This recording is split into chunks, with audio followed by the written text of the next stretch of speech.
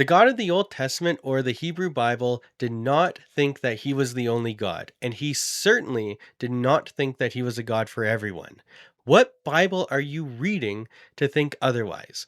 My name is Rob, and I am a blue collar Bible enthusiast. Let's walk. If you just read the text, it's clear. Yahweh did not wipe out all of those nations for some kind of moral reason. It was just some kind of giant flex so that he could show how big he is. And he didn't want the Israelites not to worship other gods because he didn't think those gods existed. He didn't want the Israelites to worship other gods because he didn't want to share.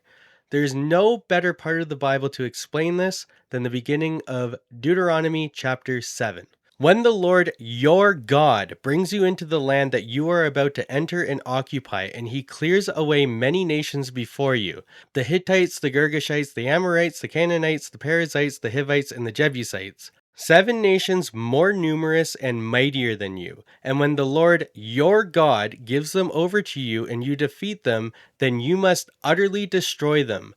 Make no covenant with them and show them no mercy.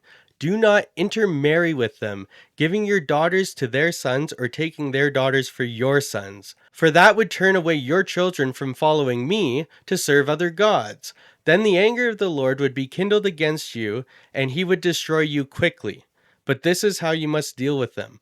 Break down their altars, smash their pillars, cut down their sacred poles, and burn their idols with fire. For you are a people holy to the Lord your God, and your God has chosen you out of all of the peoples on earth to be his people, his treasured possession. It can't be more clear. Yahweh is saying, I am only your God.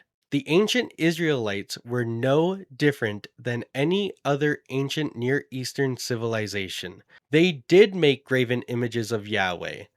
Yahweh even had a wife at one point named Asherah. It wasn't until the Babylonian exile where they switched to believing that Yahweh was the only God.